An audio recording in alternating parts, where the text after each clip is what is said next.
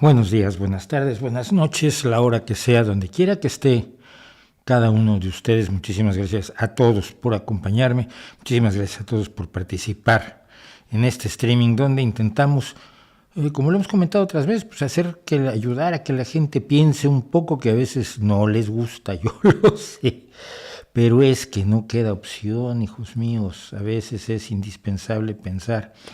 Bueno, hay muchísimo para empezar hoy. A ver, voy a empezar, va a ser un lío. Primero que nada, bueno, recuerden ustedes que este streaming es gratis. Recuérdenselo a la gente, además a la que se lo recomienden. Díganles, mira, no te cuesta la entrada.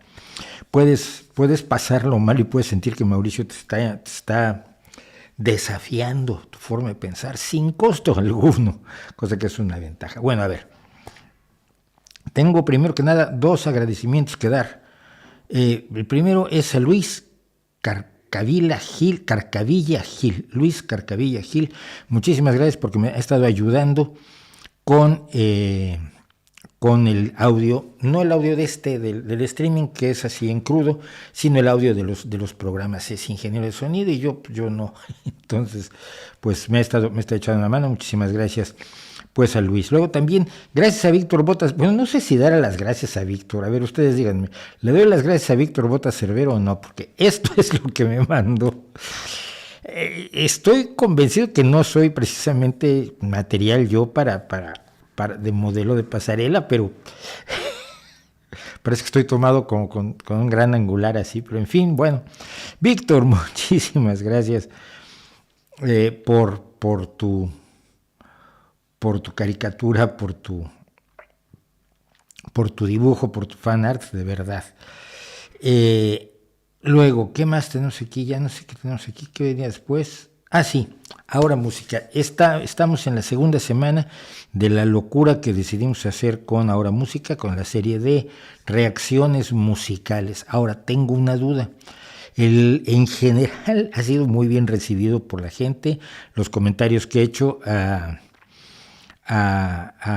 las distintas canciones que hemos escuchado, las 8 canciones que llevamos. Hoy es la 9ª, por cierto, maravillosa de hoy. Vanessa Collier, una de las mejores voces, una mujer jovencísima del blues, que además es una gran saxofonista, que además es compositora y que en lo que vamos a comentar hoy está acompañada por una de las mejores guitarras del blues actual, que es Laura Chávez, una mujer que acompañó a Candy Kane durante mucho tiempo. Entonces, a Candy Kane, la cantante de blues, hasta su muerte de cáncer hace algunos años. Bueno, entonces, pero las visitas al canal han caído brutalmente. Yo me pregunto, y me dicen que no es cierto, si por estar teniendo, o sea, no se está monetizando ninguno de los videos de Ahora Música, así como todos los demás sí los tengo monetizados, porque hay que tener ingresos para el canal. Los de música decidí no monetizarlos. Aún los que no monetizado tienen alguna reclamación de, oye, no puedes hacerlo, o si lo haces vamos a compartir el dinero, que no va a pasar porque no lo voy a hacer. Pero las visitas al canal han caído, y yo no sé si las visitas al canal han caído porque debido a los problemas de copyright me están recomendando menos los vídeos del canal YouTube por allí fuera de la pequeña burbuja que es la gente que sigue este canal. Entonces, lo único que puedo pedirles es que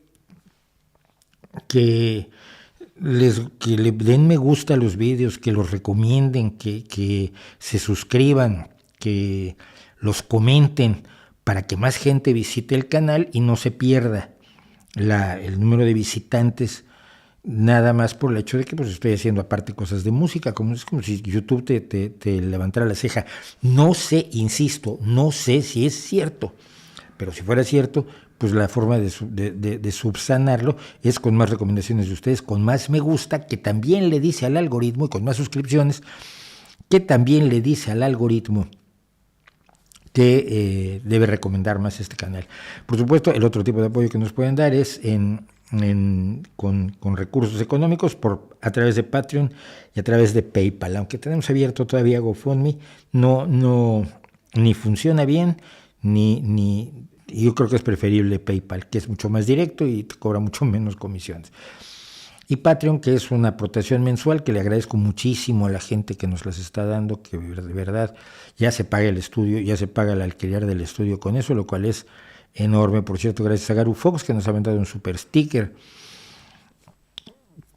La caricatura está muy bien, dicen, de verdad tan feo soy. Bueno, sí, ni modo, así es la vida. Bueno, el punto es que ha pasado todo eso, y aparte hay otra cosa que quiero comentar con ustedes. Se acordarán, momento, el relampaguito.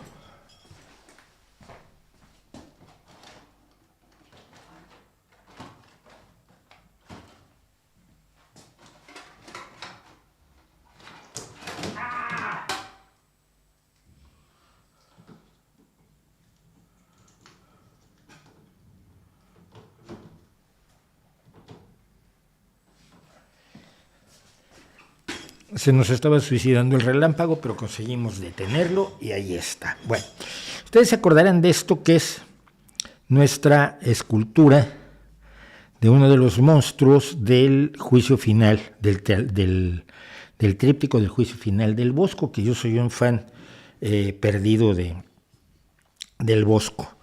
Me gusta muchísimo su trabajo. Entonces encontré esto, que además es del Museum de Holanda, que es de donde es el Bosco, que son las obras, bueno, el Jardín de las Delicias concretamente no está en Holanda, está en el Museo del Prado, que es donde yo suelo irlo a visitar, pero no sé dónde ponerlo, para que se vea sin que se caiga. Es que me da mucha cosa que se caiga.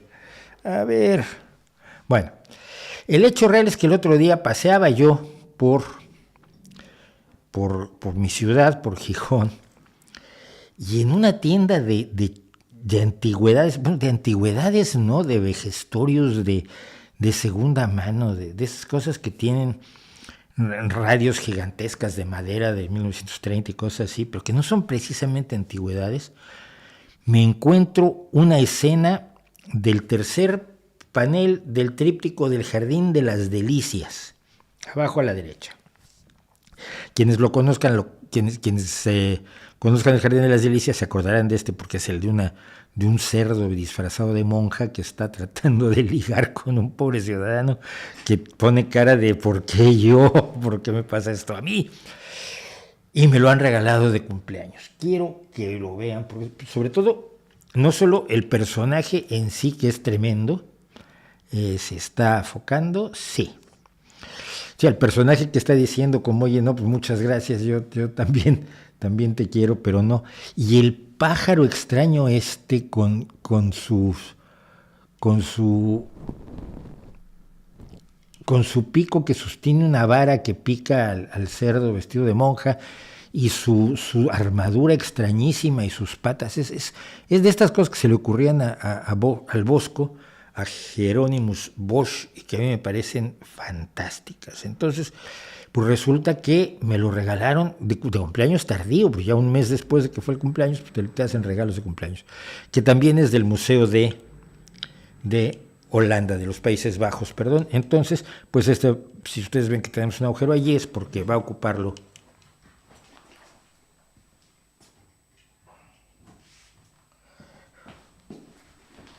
un trozo de la visión del infierno del Jardín de las Delicias de Hieronymus Bosch, alias El Bosco. Así que bueno, pues todo eso tenía yo para empezar, que ya pasó un montón de tiempo, pero son cosas que han pasado gracias a ustedes, gracias a la gente que me regala cositas. Ahí vamos llenando los huecos de esta absurda decoración que puse para que no estuviera simple y sencillamente yo ante un muro vacío, que siempre se veía un poco raro, según yo. No sé qué opinan ustedes, igual estoy mal. Bueno, sé que el día de hoy vamos a hablar mucho de Ucrania. Lo sé, y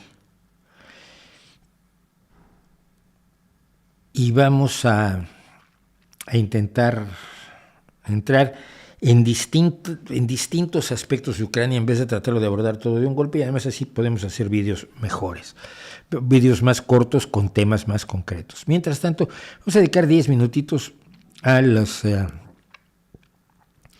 al chat, y luego tenemos además chat y correo de la vez pasada. Pero me dicen, ¿tiene sentido adoptar mascotas en vez de comprarlas? Sí, a menos que estés tú, que quieras un animal de determinada raza, entre comillas, porque no son razas tampoco, porque vas a competir con él en belleza o en habilidad, en obediencia, etcétera. Es mejor adoptar. Después de todo, mira, las razas, y esto lo he dicho en varias ocasiones, he escrito sobre eso, me he informado sobre eso, vaya, porque lo he publicado en el correo, en mi página de ciencia. El problema de las razas es que son un invento, y son un invento que suele ser muy dañino para los propios perros. Y lo siento por quien los tiene, pero un carlino, un bulldog francés, un bulldog inglés, se les ha deformado de tal manera que los animales sufren, no pueden caminar, no pueden respirar, tienen de pronto la cabeza demasiado pequeña para el cerebro, tienen los ojos demasiado saltones y no pueden ver, o tienen problemas en los lacrimales. Esto le pasa mucho a los mastines y le pasa mucho a los boxers. Porque en muy poco tiempo, en cuestión de 7, 8 generaciones, se ha forzado la genética de una manera excesiva y la mayoría de las razas son inaceptables. O sea, son caminos genéticos que se han llevado que acaban siendo perjudiciales para el individuo. Que ese individuo mezclado con un perro de estos modelo callejero, modelo perro mezclado con perra, recupera sus características normales la siguiente generación. Entonces, hombre, la siguiente generación deberíamos luchar en contra de lo que hacen las organizaciones caninas, las organizaciones canófilas, con los perros en concreto. También lo están haciendo con los gatos, pero con los perros en concreto, de generar variedades extremas que resulta que son placenteras para los señores de las asociaciones canófilas, pero no son placenteras ni para uno que los ve, ni para los propios animales que los estás haciendo nacer con problemas genéticos graves, ¿no?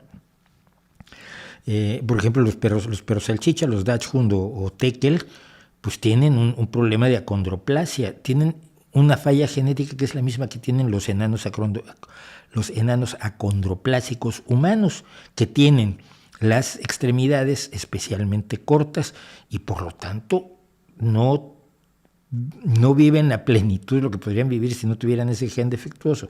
Entonces, los perros en concreto, a ver, en el caso de los seres humanos ocurre, pero imagínate que estuvieras obligando a personas acondroplásicas a reproducirse entre sí para tener más acondroplásicos. Hombre, mira, cada quien hace lo que quiere, si es lo que quieren que lo hagan, pero los perros no pueden decidir. Entonces, yo soy partidario de adoptar. Adoptar es lo que siempre he hecho desde que puedo. En México era imposible adoptar en aquellos años, pero actualmente todos mis perros en España han sido adoptados y yo creo que es mejor adoptar. Hay demasiados perros abandonados. Hay gente que todavía comete la tontería de creer que un perro es un juguete, se lo regalan a los niños, y a los 3 meses la familia está harto de ellos y no asumen que tener un animal es una gran responsabilidad. Luego cuando lo asumen algunos son felices. Yo tenía un amigo que me decía, no, pero ¿cómo puedes tener perro? Me encanta. Oh, pero ¿y tener que sacarlo 3 veces al día? Pues sí, sales, estás en paseo. No, pues es una esclavitud. Bueno, sí, pero me gusta. Entonces que el hombre no quería un perro ni por accidente hasta que su mujer le compró. Un día le llegó y le dijo, mira lo que tengo. Y le llegó con un perrito precioso, un perro de casa, un sabueso de casa. Y al año el tipo no podía vivir sin perro y lo sacaba 4 veces al día y le cuidaba la camita y estaba absolutamente enloquecido con su perro. Pero a muchos no les pasa y abandonan a los animales. Se abandonan a los animales por muy distintas causas. Yo tengo amigos que se dedican única y exclusivamente a tener galgos rescatados de que los consideran desecho los cazadores cuando los galgos ya no sirven para cazar liebres, que es una actividad que se sigue llevando a cabo en España. Y entonces mi recomendación siempre es adoptar. vaciar las protectoras. La gente de las protectoras hace una labor maravillosa cuidando de animales que de otra manera estarían abandonados, asilvestrados y probablemente serían sacrificados. Entonces, mejor adopten. Si no llega la PETA y mata a los animales, que esto ya se ha demostrado que lo hacen con una frecuencia enorme, PETA. Entonces, bueno. Raistlin34 me pregunta algo interesante. El Consejo de Fisioterapeutas insiste en que la osteopatía no es una pseudociencia. ¿Están equivocados o no? Define osteopatía. La osteopatía como disciplina médica que se dedica a las enfermedades de los huesos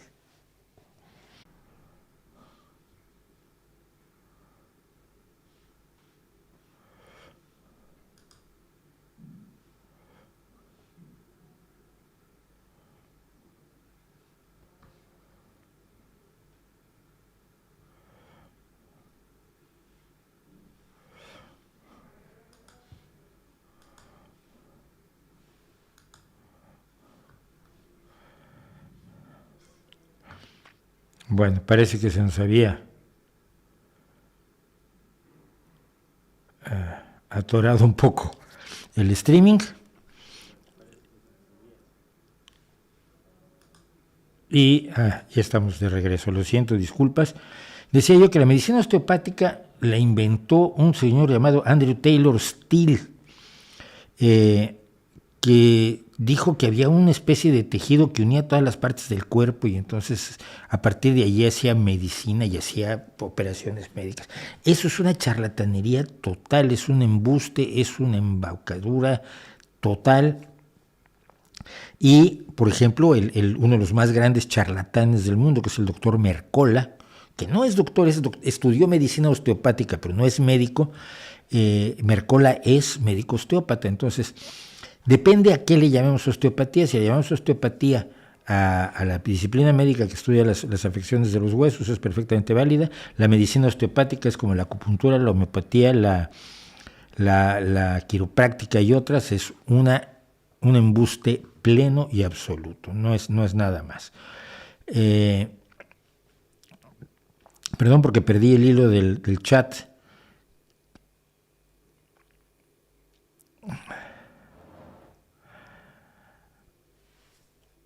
David Triviño, ¿esa es tu única pregunta de hoy? No, estás haciendo dos. David Triviño está limitado a una pregunta en este chat, por la última vez que vi, hizo 16. Entonces, que elija ahora cuál quiere que le responda y le respondemos a todas las demás,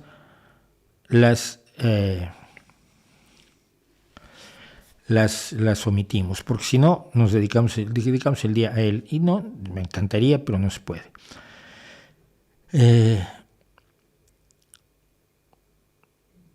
¿Qué consejo le puede sugerir a alguien que quiere hacer contenido de pensamiento crítico y difusión científica en YouTube? Que lo haga, que se informe bien, simple y sencillamente que se informe bien, que utilice las mejores fuentes posibles y que lo haga. Estamos teniendo problemas, me parece.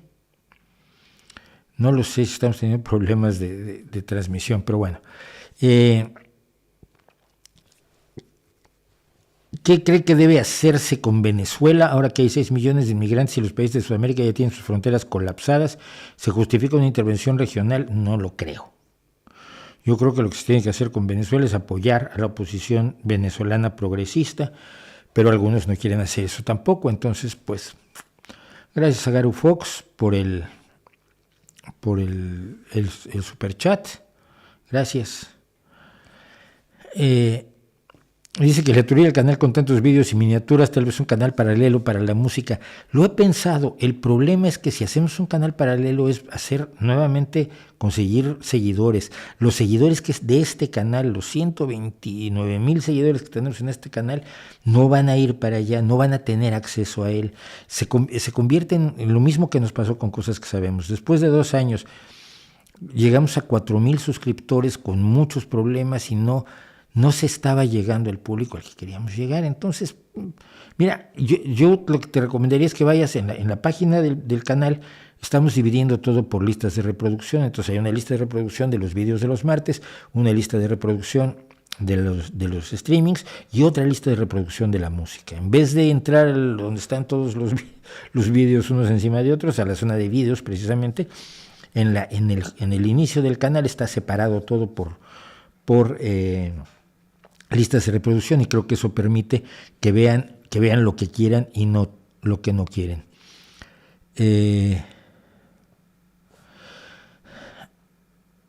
Daremos me gusta a todos los vídeos. No, basta que le des me gusta a los vídeos que te gustan, pero luego se nos olvida. A mí se me olvida darle me gusta a los vídeos de gente que me gusta, y digo, hombre, pues debía hacerlo. Antonio González de la Llave Gallego, muchísimas gracias por el apoyo. ¿Qué opinas de Fernando Vallejo? No opino de él, no lo he leído. Si está en contra de Newton o Darwin, pues es un ignorantazo y ya. Hay gente que tiene mucho nombre que yo no entiendo todavía por qué, de verdad. Vallejo es uno de ellos, Chomsky es el otro, ¿no? Gente que tiene un enorme prestigio y que, sin embargo, no veo yo que tenga bases sólidas. Hay otro, no me acuerdo quién, pero hay 2 o 3 personas así que me llama mucho la atención, que tengan una enorme relevancia, siendo que lo que dicen tampoco es tan relevante. Boris Sánchez, gracias por el apoyo.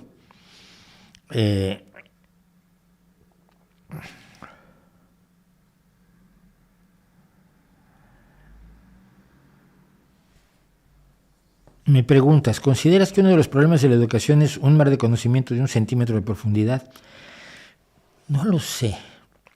El problema que tenemos clave con la educación es que no estamos formando con objetivo, no estamos formando para algo en concreto. Y esto quizás es el máximo problema. Se les enseña a los niños lo que creemos que hay que enseñarles, pero ¿cómo sabemos que eso es lo que hay que enseñarles? ¿Cómo enseñarles? Es mucho más fácil saberlo, porque ahora tenemos la pedagogía basada en evidencias, que nos hace experimentación para determinar cuáles son las técnicas pedagógicas más eficaces. En vez de que se le ocurra una cosa a Paulo Freire, y se le ocurra otra cosa a Neal, y se le ocurra otra cosa a Montessori, se le ocurra otra cosa el chiflado de Steiner, lo que hacemos son experimentos, y entonces ya sabemos qué es lo mejor para los niños, cuál es el mejor procedimiento, pues, para la pedagogía. Pero el problema con la educación es que no la puedes reformar de golpe, porque es producto de una evolución extrañísima ella en sí, ¿no? Entonces, todo intento por modificar la educación es un intento por modificarla evolutivamente, con reformas más que con revoluciones, cuando muchos lo que quieren son revoluciones, la suya, por supuesto, porque cada quien tiene su revolución preparada. Entonces, no sé cómo abordar el problema de la educación, pero sí siento que se debe abordar sobre todo el problema de los profesores, el problema de gente que no tiene un pensamiento crítico y por lo tanto no enseña a manejar la información, no solo a dar la información, sino a manejarla. Y luego tenemos un problema, por lo menos en España, yo lo he visto de manera muy clara, de muchos padres que han decidido que la escuela está para educar a sus hijos, que no es cierto. La escuela forma, informa, pero la educación se da en casa.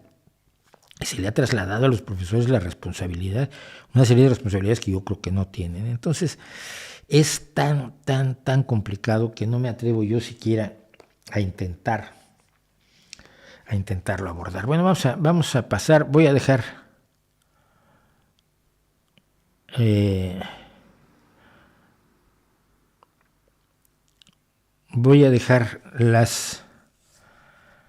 se declaró un alto al fuego entre Rusia y Ucrania, está diciendo Vicaljimo. Mira, si esto es cierto, danos la fuente. Nunca digas esas cosas, nunca des ese tipo de información sin dar la fuente, porque la mayoría de las veces, y lo sabemos bien, al final es fake, son fakes. Y en esta guerra en particular, la cantidad de fakes ha sido verdaderamente increíble. La cantidad de falsedades, la cantidad de trolls y de bots que están apareciendo, sobre todo cortesía de Rusia, son alucinantes.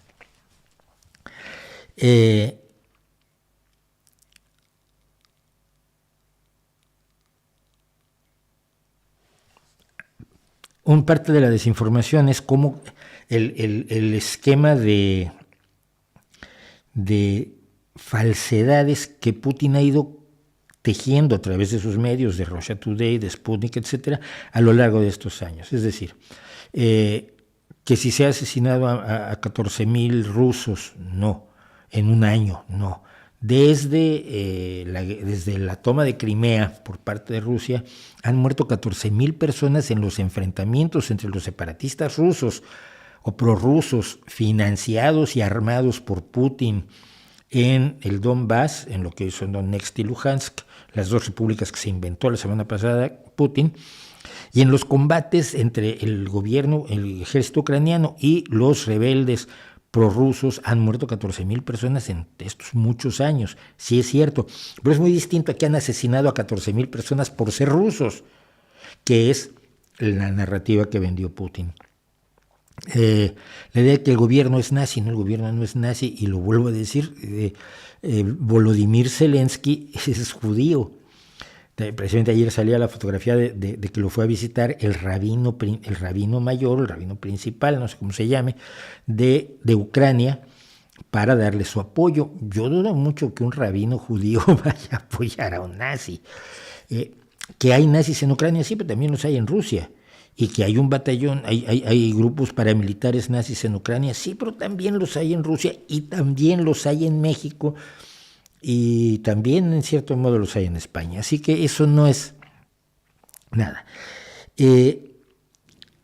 La otra historia es que la OTAN, y esto me lo preguntaban y vamos a empezar por allí. Ismael Sánchez me preguntaba.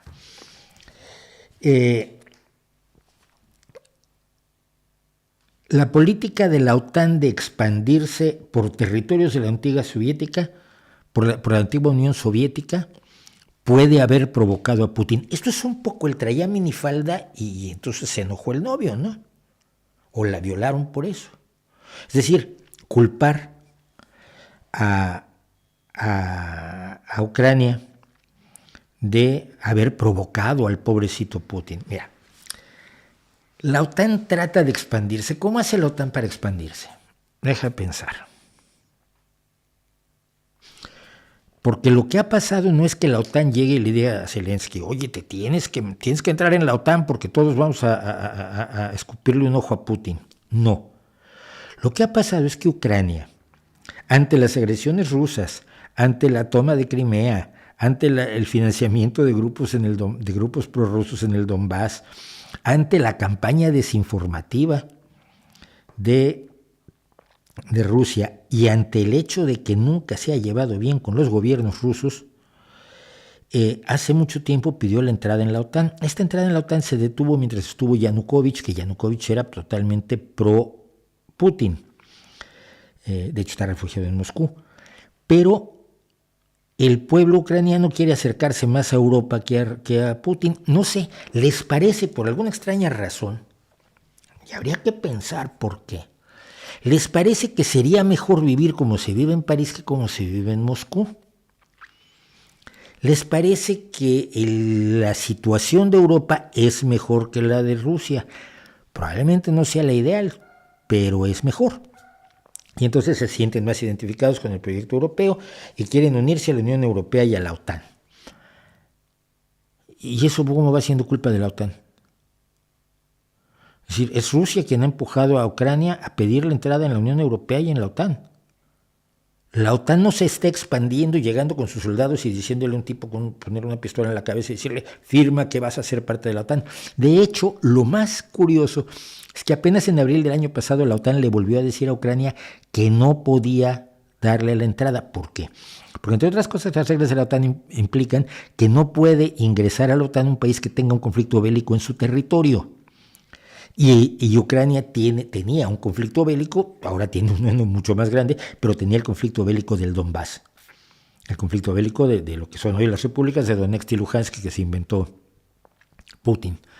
Entonces no puede entrar a la OTAN, ni siquiera puede entrar a la OTAN.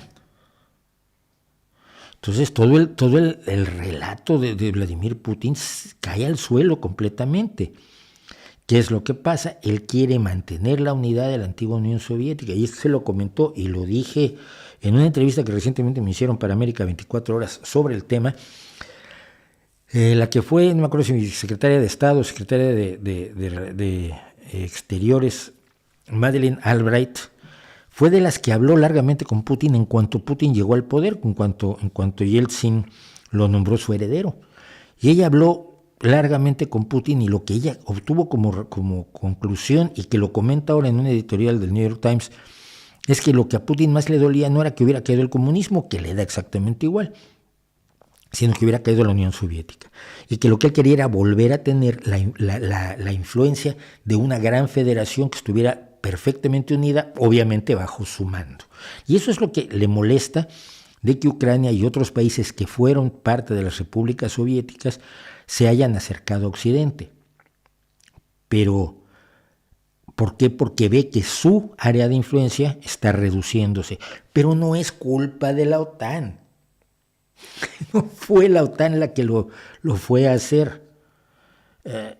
Esta es una narrativa, y además utilizan un ejemplo que a mí me parece muy divertido. Es que iban a poner bases con misiles nucleares en Ucrania. ¿Cuándo? ¿Dónde? ¿De qué? No hay tal. Nunca hubo tal proyecto, y la OTAN no lo iba a hacer porque Ucrania no está en la OTAN, etcétera, etcétera. Y entonces usan el ejemplo de los misiles soviéticos puestos a 90 kilómetros de Estados Unidos en Cuba en 1962, en medio de una guerra fría aterradora y de una escalada nuclear brutal. Entonces no tiene ninguna relación uno con otro. Pero cuando hablas de lo que hace Rusia, siempre va a salir alguien que te dice, pero Estados Unidos hizo cosas horrorosas, que es cierto, pero no tiene nada que ver. Salvo que creas lo que cree un ruso al que yo vi que entrevistaron el otro día, cuando empezó a sacar esto de es que Rusia persigue a los homosexuales. Ya, pero Estados Unidos perseguía a los negros. Ya, bueno, sí, pero es que ustedes están quitándole derechos a las mujeres. Ya, pero Estados Unidos invadió Irak. Entonces un periodista muy razonable dijo, bueno, pues que acaso los pecados de los Estados Unidos justifican los pecados de Rusia. Y este tipo perdió los papeles y dijo, por supuesto que sí. Yes, they do. Yo, el periodista y todos los que lo estábamos viendo nos quedamos como, a ver, no. El que un país haya cometido atrocidades no justifica que otro las cometa. Y el y tú más, el whataboutismo que se llama, el qué tal Estados Unidos, que también se conoce como falacia del tú quoque, tú también o tú más, no debe ser aplicada en este caso. Bueno, eso es parte de este asunto. Vamos a otro tema, por cierto, ya que estamos en esto. Vamos a poner una banderita de Ucrania aquí porque sabemos que molesta a muchísimas personas y eso me da muchísimo gusto. Miren, vamos a pasar al otro punto. ¿Por qué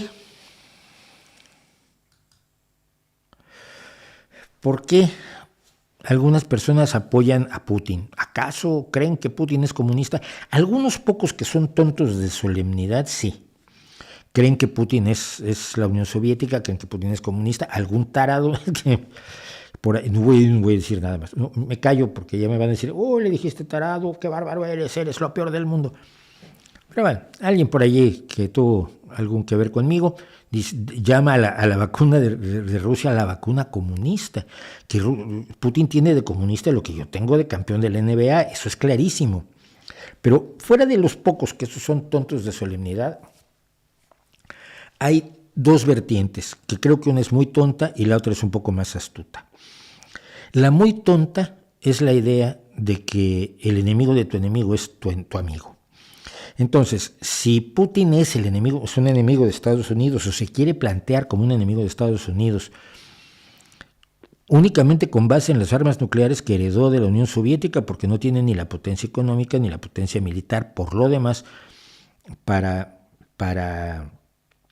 hacer un enfrentamiento contra Europa y contra Estados Unidos. Le han funcionado muy bien 5 guerras que ha tenido, porque después de que Estados Unidos hizo todas sus atrocidades, en los últimos 10 años Putin ha emprendido 5 guerras distintas y las ha ganado, y nadie en Occidente ni entre la izquierda más tonta ha dicho, Dios mío, ¿por qué atacó Chechenia? ¿Por qué atacó Georgia? ¿Por qué volvió a atacar Chechenia? El mundo ha dejado que Putin haga lo que se le dé la gana.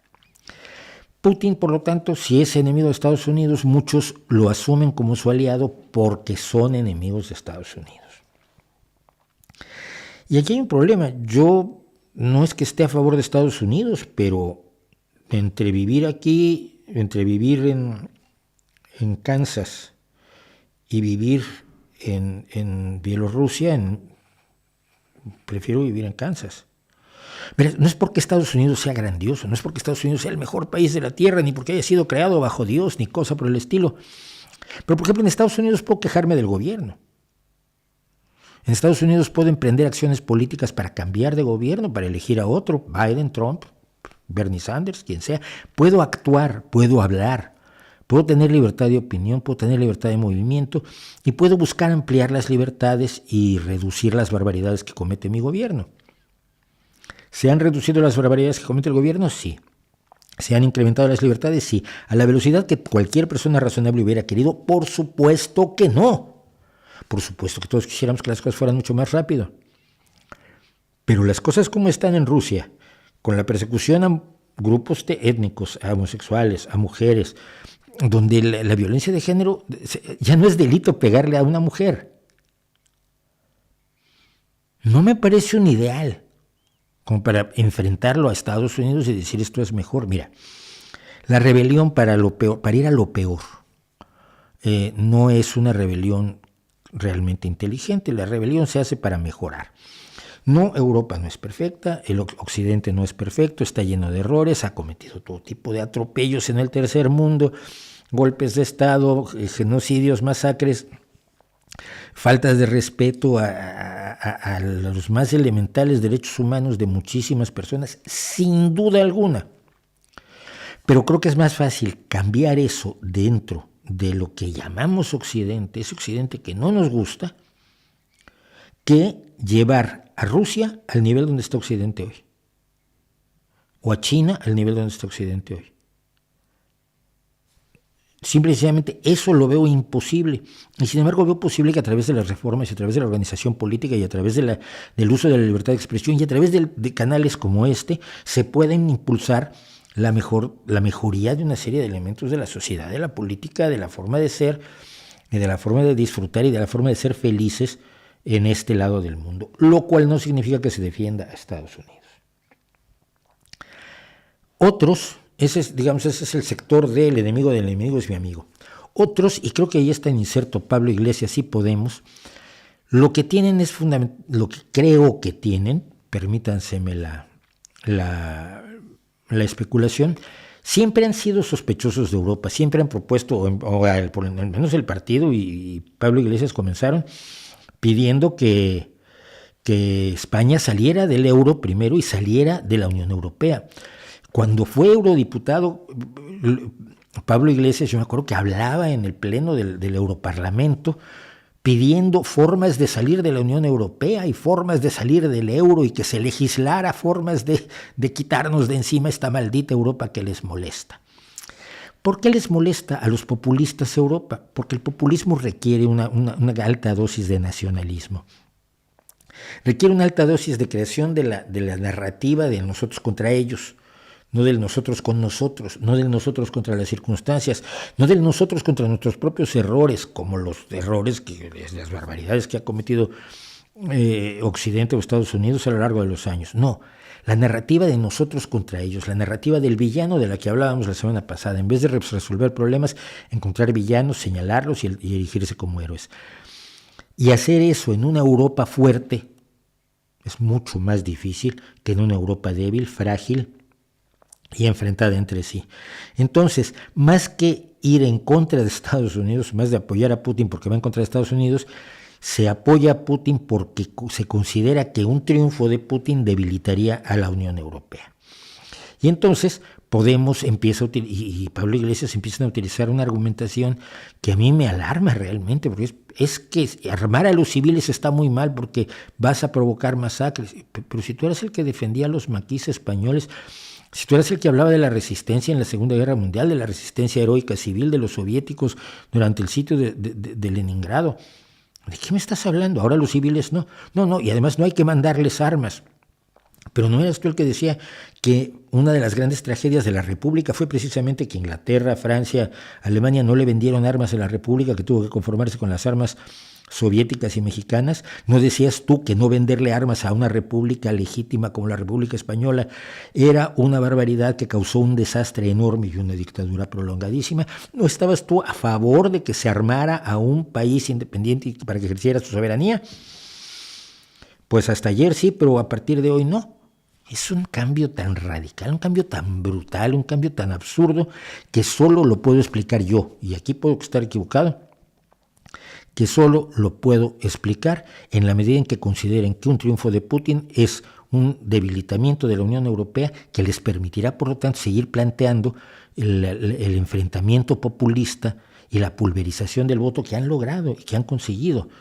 Precisamente por eso están en el gobierno. Entonces, esos son algunos de los motivos por los que yo creo que se ponen del lado de Putin, o por lo menos se ponen en la equidistancia criminal algunos grupos que pertenecen desafortunadísimamente a la izquierda, ¿no?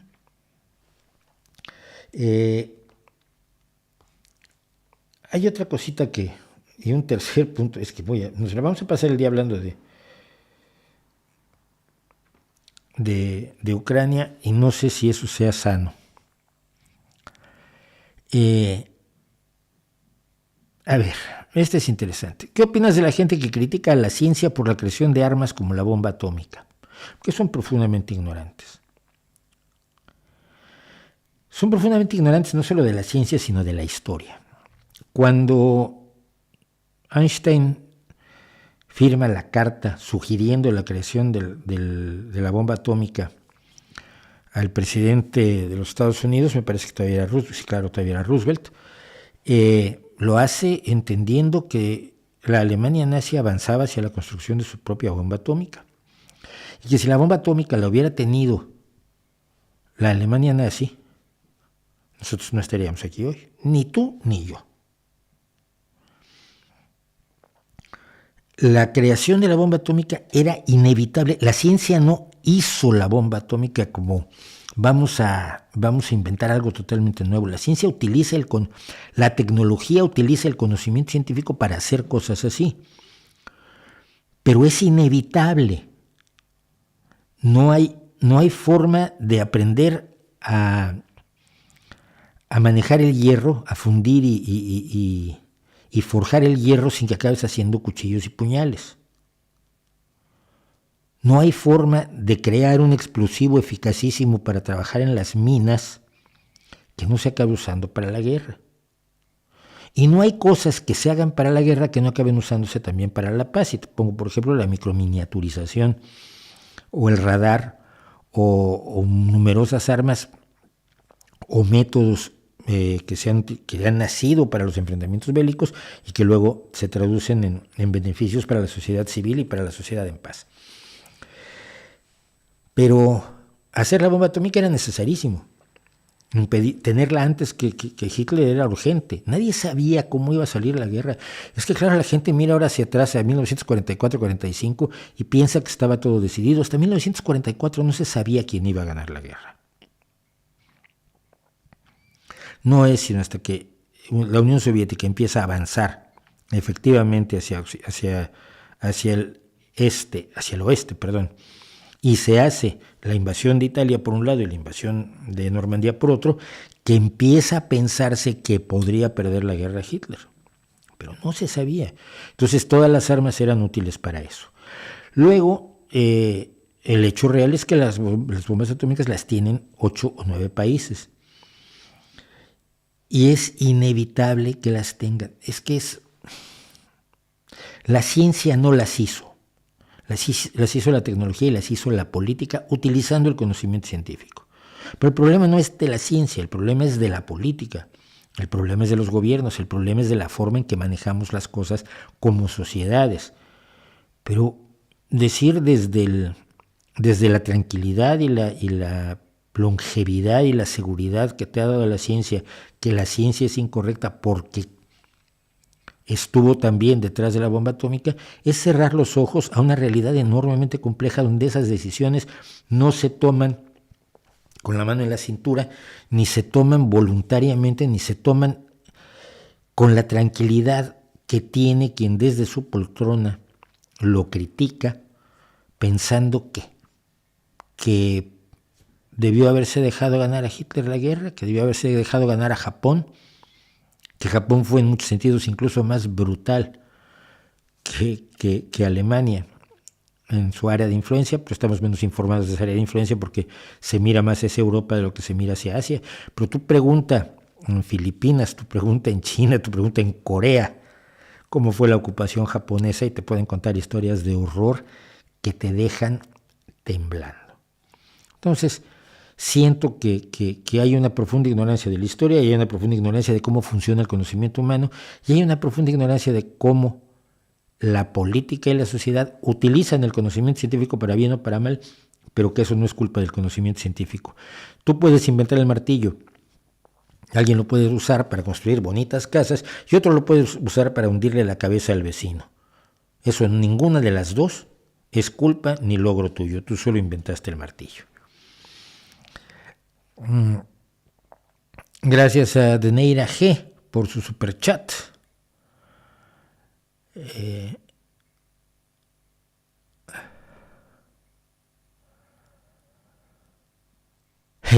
Me encantó.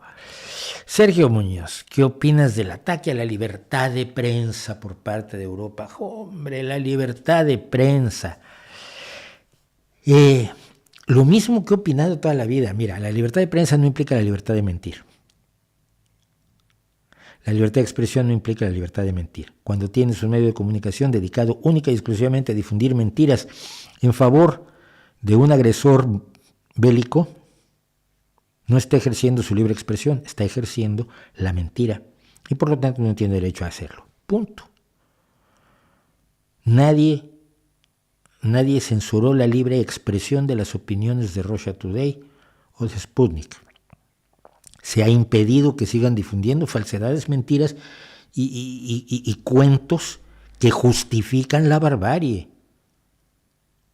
Es como decir que alguien debería tener derecho a tener un canal de televisión donde contara que no existió el genocidio de los armenios por parte de los turcos, que no existió el genocidio de los gitanos y los judíos por parte de los alemanes, que no existe el genocidio contra los rohingya por parte de los budistas de Myanmar, que no está existiendo los campos de concentración de China de uigures, que no sé, que las dictaduras del Plan Cóndor no tiraban gente viva desde aviones para ahogarla en el mar, que no torturaban a nadie. Cualquiera que se propusiera contar todas esas mentiras le dirías, no se puede. No se permite que difundas falsedades contrarias a los hechos y datos que conocemos con absoluta certeza. Y es lo que ha pasado con los medios de Putin. Hace muchos años se les debió haber cortado. Porque su objetivo no es informar, su objetivo es la propaganda, y la propaganda de guerra. Y toda la lógica de Putin es una lógica de guerra, no hay que olvidar esto.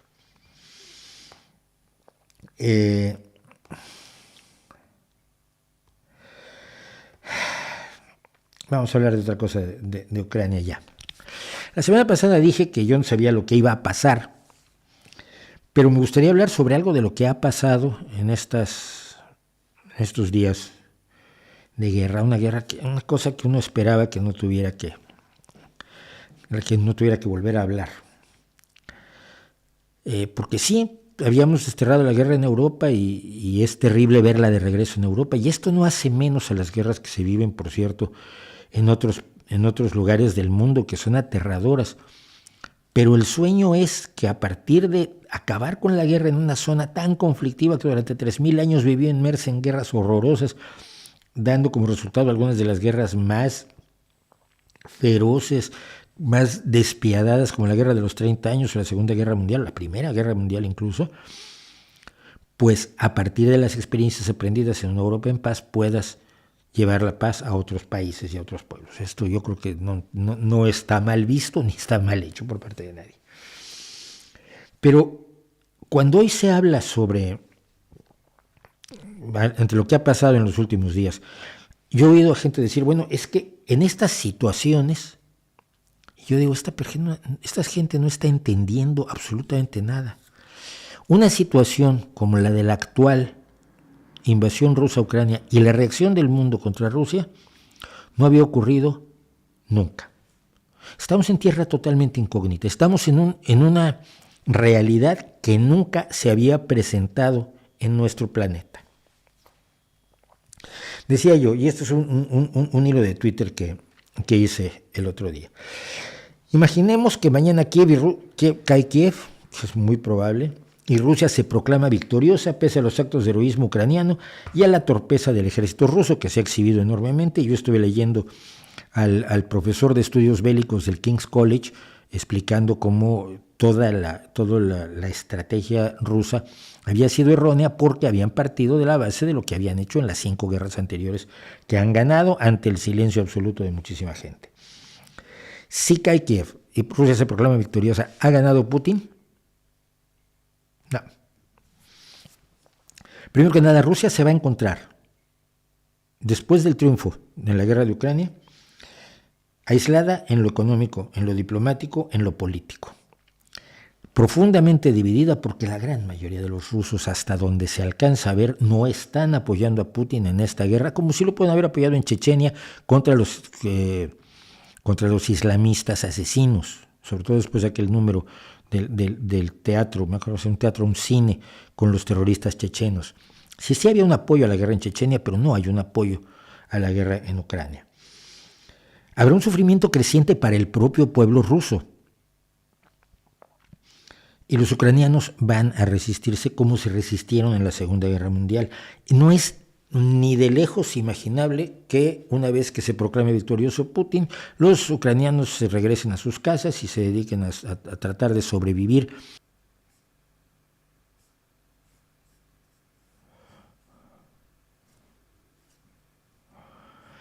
Lo siento, me disculpan, pero hemos estado teniendo problemas de conectividad y no sé por qué, supongo que es por las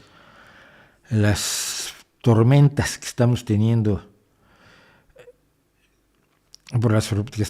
aquí en el norte de España, así que ustedes me disculpan, pero pues estoy tratando de seguir. No sé ni siquiera si me están viendo en este momento.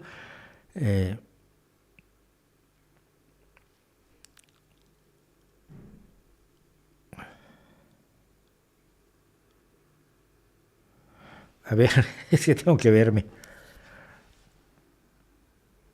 Sí, bueno, estamos transmitiendo y esto es ventaja. Bueno, esto que le puede ocurrir al ejército soviético, al ejército ruso en Ucrania, es en cierta medida lo que le pasó al ejército soviético en Afganistán, toda proporción guardada, es decir, estar en una guerra inganable con una resistencia indómita y más aislado de lo que estaba cuando la Unión Soviética invadió Afganistán. La Unión Soviética tenía todo el bloque soviético, a todos los países que habían quedado bajo su dominio después de la Segunda Guerra Mundial, Yugoslavia, Checoslovaquia, Albania, Rumania, Hungría, etc. Ahora no, ahora lo que tienes son a unos pocos dictadores como Lukashenko o Maduro, incluso Tokayev parece que estuvo hablando con Zelensky y no está del lado de Putin. El Premio Nobel de Economía, quien yo sigo mucho, que es Paul Krugman, hace unos días mencionaba un tratado que se llamó La Gran Ilusión de Norman Angell, que en 1909 dijo que la guerra ya era obsoleta, no porque no pudiera haber guerras, sino porque la guerra era obsoleta en la medida en que ya era imposible seguir haciendo imperios con base en la guerra. Como fuente de adquisición de poder, no dentro de las guerras civiles, sino en las guerras entre países para la conquista territorial, la guerra ya no era un elemento viable. Esto en la Segunda Guerra Mundial se demostró que no era sostenible. Pero, ¿cómo podría Putin realmente imponer un gobierno títere y mantener el poder sobre Ucrania al mismo tiempo que restañara las heridas de sus relaciones internacionales. ¿Cómo podría hacerlo? No lo veo. Miren, Suiza ha congelado las cuentas rusas. China se ha desmarcado de Rusia pese a que acababan de firmar un tratado de amistad y cariño para todo el mundo. La FIFA, que es uno de los organismos más nefastos del universo, que siempre actúa mal, la FIFA ha echado a Rusia de la Copa Mundial.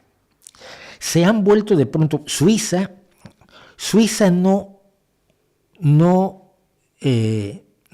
suspendió las cuentas de los jerarcas nazis durante toda la Segunda Guerra Mundial. Hay tesoros robados por los nazis que todavía están en las cajas fuertes suizas. Hay fortunas robadas por los nazis que están allí. Suiza se mantuvo neutral y nunca actuó en contra de la Alemania nazi. Y no ha actuado contra ningún otro dictador o pillastre que haya querido guardar su dinero en Suiza. Y hoy de pronto congelan las cuentas rusas. ¿Por qué? Se han vuelto buenos.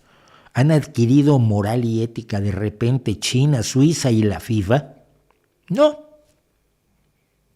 Están actuando así porque les conviene. Y lo más importante es que nunca antes en la historia les había convenido.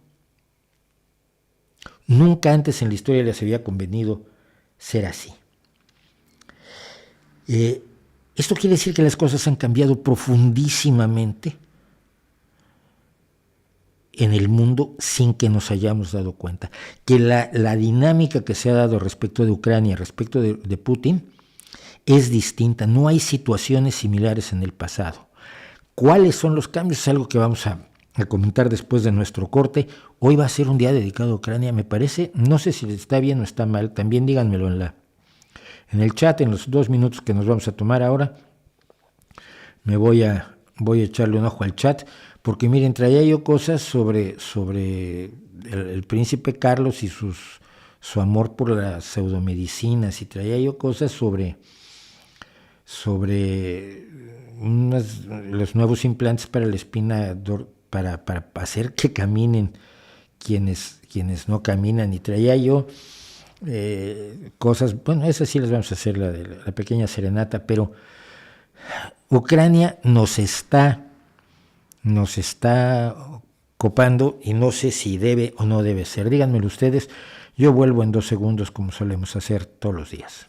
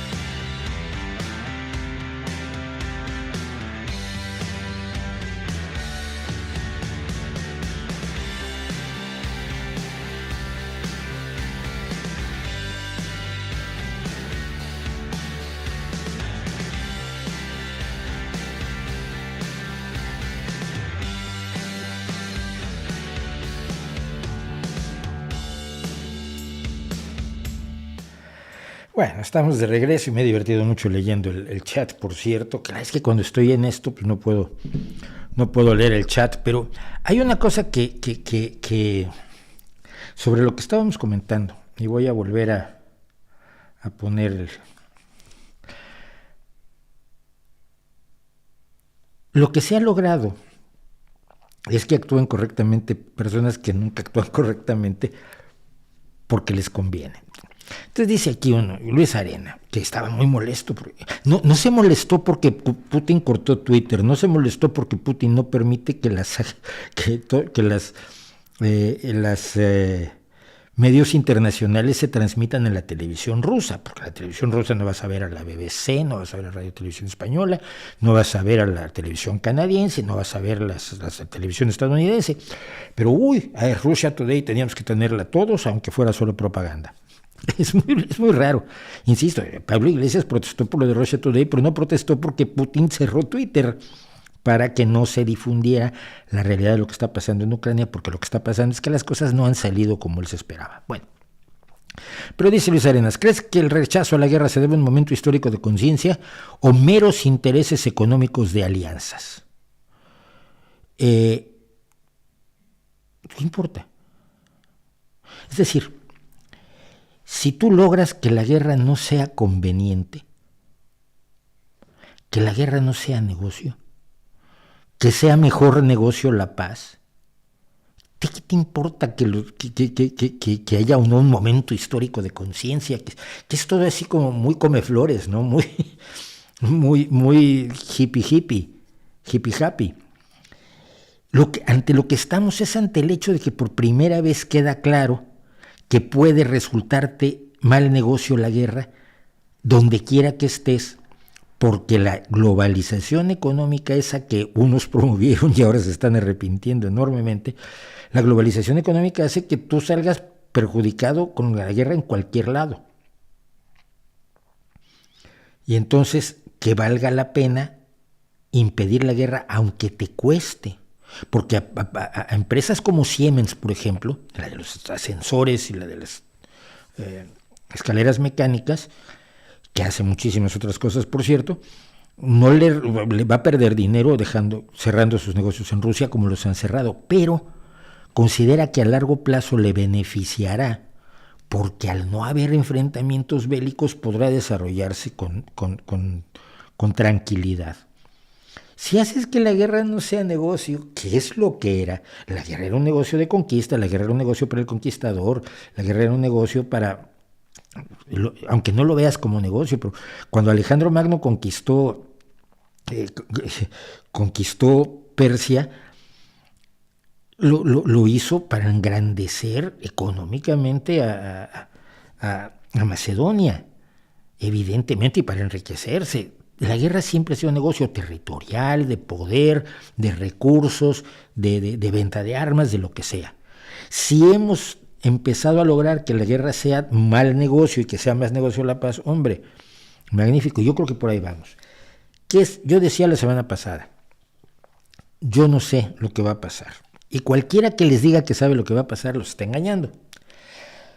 Pero ¿qué querría yo que pasara? Y lo que yo querría que pasara realmente es que Europa salga fortalecida. Vuelvo a decir, Europa está llena de errores, está llena de una derecha infame, está llena de una historia bastante desagradable, tiene su sede en Bruselas, que es la capital de Bélgica, que no hace 100 años estaba gobernada por Leopoldo II, que fue la bestia que destrozó el Congo, utilizándolo como su granja personal, mutilando gente, utilizando a la gente como esclavos. Es una cosa aterradora que llegó a aterrorizar incluso a las potencias coloniales en su momento. Pero es la esperanza. Es decir, la esperanza de salir de ese ciclo de guerra, de brutalidad, etcétera, etcétera. No lo veo en otro lado. No lo veo en la India, no lo veo en Argentina. Quiero mucho a Argentina y a los argentinos, pero no veo que esté mostrando el camino para salir de las barbaridades que el ser humano ha cometido a lo largo de toda su historia. Pues sí veo a Europa como esperanza. Por eso tengo ahí una banderita de Europa. Vamos a traerla. Vamos a hablar de Europa.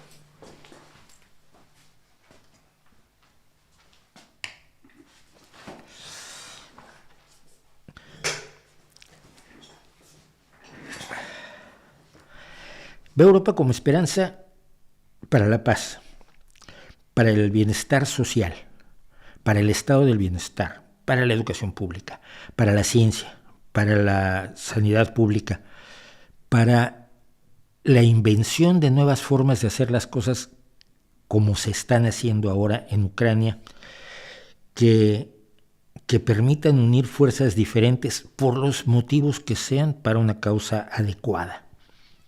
Si alguien te va a dar los medicamentos que necesitas y lo hace porque es su negocio, no es ilegítimo. No en el mundo en el que vivimos. La gente te da los alimentos que necesitas para vivir, pero te los da por dinero. Así está funcionando. Nos guste o no, puede no gustarte, pero así funciona. Y entonces, si Europa puede mostrar que no es negocio la guerra, y Europa puede mostrar nuevos caminos para hacer las cosas, bienvenida sea. Si Europa sale fortalecida, si el pueblo ruso se harta, y si incluso los oligarcas rusos se hartan, porque de esto se ha estado hablando en los últimos 2 días, de que los oligarcas rusos dicen, oye, tu guerra está muy bonita, pero a mí por poco me hunden el yate, me han congelado mis cuentas, han cerrado mis empresas. El banco más importante de Rusia, que sus acciones valían creo que $17, ahora valen 1 céntimo. Gazprom, la compañía de gas rusa, que es con la que tenía atenazada Europa, ahora no sabemos qué es lo que pueda pasar. De momento sí tiene atenazada en gran parte de Europa, pero Gazprom ha caído el valor de sus acciones a 1 céntimo cuando estaba en $25 cada acción. Europa puede marcar el camino de una mejor vida, así como ha marcado el camino de la barbarie, del colonialismo, etcétera, etcétera. No veo a nadie más que lo pueda hacer y por lo tanto creo que puede pasar. Creo que puede pasar que el pueblo ruso e incluso, decía yo, los oligarcas rusos le digan a Putin no. Hasta aquí llegamos, porque a Putin los únicos que lo sostienen son precisamente los oligarcas rusos.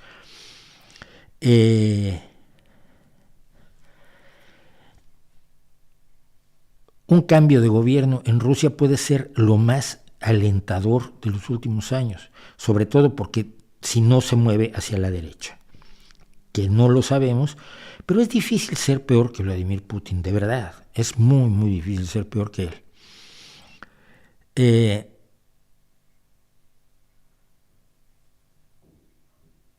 Aquí hay una cosa que me dio mucha risa ahora. ¿Qué diferencias ve entre la invasión de Rusia a Ucrania contra Estados Unidos e Irak? Todas. No tiene nada que ver.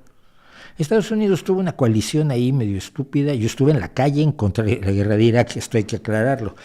Pero la guerra de Irak, con lo despreciable y aterradora que era, no iba a tener no despertó el rechazo internacional que está despertando esto. Fue finalmente un asunto hasta cierto punto interno de Estados Unidos, cuyas consecuencias han sido aterradoras con la promoción del terrorismo islamista, con la liberación de fuerzas aterradoras que nadie sabía que se podían liberar, pero era una vieja obsesión de la derecha estadounidense, de ciertos organismos, pero no tiene nada que ver, es absolutamente es distinto, incluso en la medida en que el cambio de régimen que buscaba obtener Estados Unidos lo obtuvo en minutos y sin embargo no ha logrado pacificar el país. Y no ha logrado pacificar el país porque el problema está dentro del propio país. Y en Ucrania no tienes ese problema por más que lo haya magnificado Putin. Y esto es triste, y algunas personas lo han manejado incluso como que hay un nivel de racismo allí cuando se dice, bueno, pero es que esto no está pasando en el Medio Oriente, sino en Europa, qué escándalo. Pues sí, es que es un escándalo porque esperábamos que en Europa ya no pasara. Pero el hecho de que haya pasado en Europa también tiene una dimensión, nos guste o no, que nos recuerda que deberíamos prestarle la misma atención a los conflictos en Yemen o en Irak o en Myanmar o en Sudán del Sur o en los países donde en este momento hay otro tipo de enfrentamientos, ¿no? Y que no lo hemos hecho. Pero no veo similitudes que llamen la atención.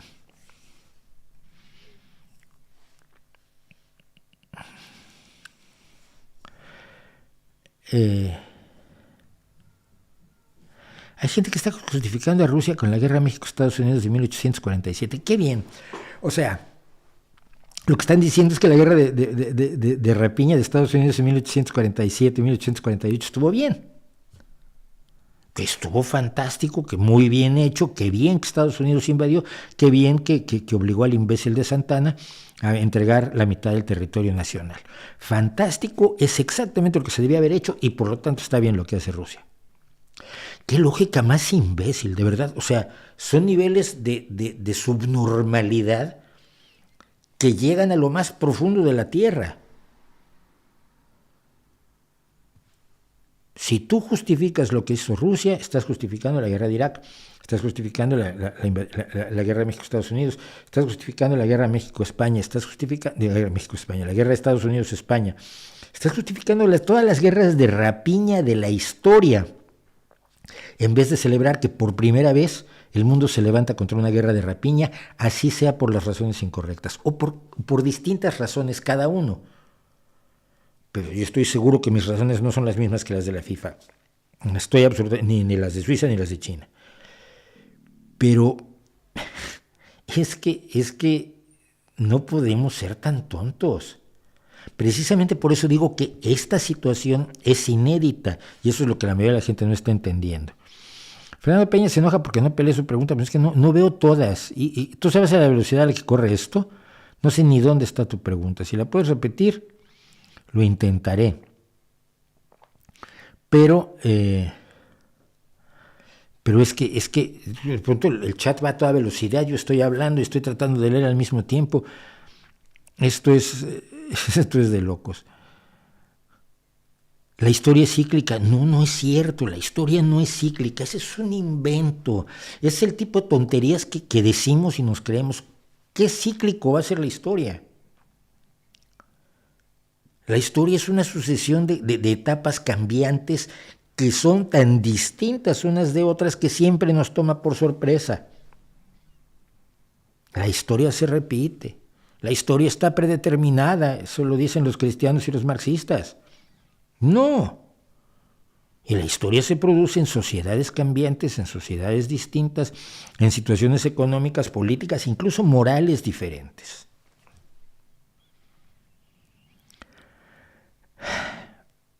Bien, vamos a quitar esto un poco,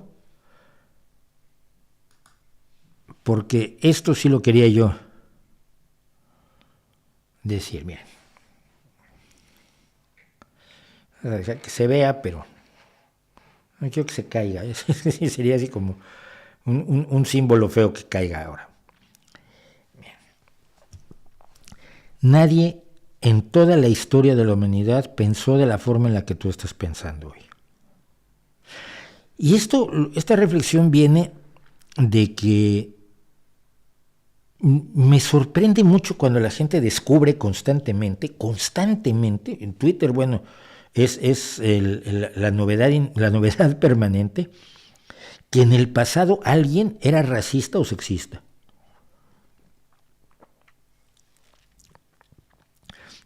Gente que descubre y denuncia furibunda, descubriendo el hilo negro del Mediterráneo y el agua tibia al mismo tiempo, que algunas mujeres que tenían logros en el pasado no se les reconocían, o bien no se les permitía estudiar, no se les permitía ser dirigentes de empresas, no se les permitía un montón de cosas.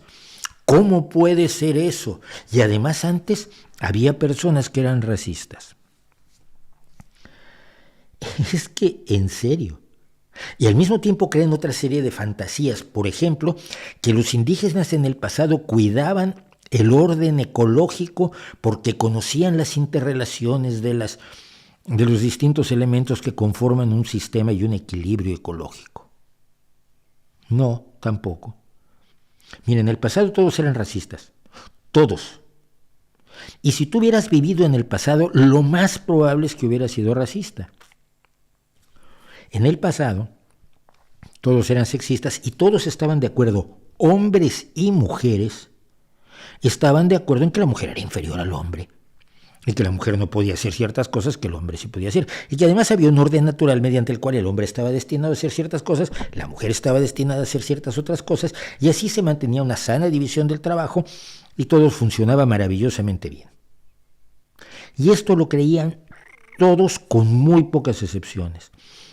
Las primeras voces que salen defendiendo la igualdad de la mujer en el mundo occidental son las voces de Godwin, de Thomas Godwin y de su familia, de Mary Shelley, Mary Shelley, la creadora de Frankenstein, pero antes de ella su madre, Mary Godwin. La primera vez que la gente piensa cosas como las que tú estás pensando hoy está muy cerca en la historia. La primera persona que cuestionó en serio la pena de muerte fue Cesare Beccaria. Pero antes de Cesare Beccaria, en general, salvo quizás algún loco por allí, nadie pensaba que la pena de muerte fuera incorrecta. Era magnífica, es preciosa, es una forma de hacer justicia, y todos los domingos hay ejecuciones y vamos con los niños a ver cómo cuelgan gente o le cortan la cabeza con la guillotina o con el hacha. Era lo normal. Sobre el bienestar de los animales, sobre el respeto a las minorías étnicas, sobre el respeto a las minorías sexuales, sobre el respeto a la mujer, que no es una minoría, por supuesto, es una mayoría en el mundo, sobre el respeto al medio ambiente, sobre el cuidado del mar, sobre la buena alimentación, sobre los peligros de la contaminación ambiental, etcétera, etcétera. Nada pensó nadie sino en los últimos 200 o 300 años. Y como lo pensamos hoy globalmente en general como una serie de elementos que conforman las bases para una sociedad más sana, más libre, más feliz, es un invento de los últimos 30, 40 años. En los últimos 30, 40 años. La defensa de los derechos y la dignidad de los homosexuales es jovencísima, recientísima. A mí me tocó, y lo he comentado muchas veces, a mí me tocó que era lo normal, era burlarse de los homosexuales, pues total, ¿qué importancia tenían, no? Eran ellos, eran raritos. Hasta que nos dimos cuenta de que también nuestros primos, nuestras familias, nuestros amigos, a veces nuestros hermanos, gente muy cercana a nosotros, pues también era. No eran ellos, eran parte de nosotros. Pero esto lo hemos descubierto apenas ahora. Entonces, cuando miras al pasado y crees que en el pasado había pacifistas, ecologistas, feministas, antirracistas como tú, y que la excepción son aquellos que hoy descubres que ponían obstáculos a las mujeres o a las personas de determinadas etnias, lo que revelas es que no te enseñaron absolutamente nada de historia. Hoy estamos apenas avanzando en la moral, con unos excesos, además, por supuesto, de un puritanismo idiota que además se convierte en obstáculo de los avances reales en nombre de los avances falsos, como nunca en la historia. Y entonces, toda la forma en que tú puedas ver hoy la guerra entre Rusia y Ucrania, la invasión de Ucrania por parte de Rusia, no tiene nada que ver ni siquiera con la forma en que vimos la invasión de Irak. Porque las cosas han cambiado y siguen cambiando a gran velocidad. Y el que no entienda estos cambios se va a llevar unas hostias maravillosas, porque nada parece indicar que el cambio se vaya a detener. Bueno, vamos a cambiar de tema, ¿no? Yo quizás luego regrese, pero esto lo quería, ya que estamos en el pasado. Yo sí tenía muchas ganas de hacer esto porque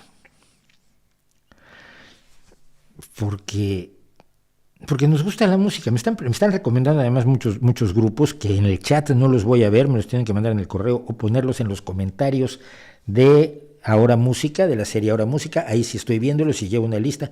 Hay más de 60 bandas que ya me han recomendado, es una locura. Yo tengo por otro lado 200 bandas que quiero comentar, entonces 250 bandas a 5 a la semana. Tengo trabajo para... ¿Cuántas semanas? 4, para un año ya. Voy a tener que ver qué hacemos, o hacemos más al día, más reacciones de música al día, o a ver qué pasa, porque la cantidad que hay es enorme y ya tengo para las próximas 4 semanas. Pero bueno, la música nos gusta, entonces pues vamos a hablar un poquitín de la música que nos gusta.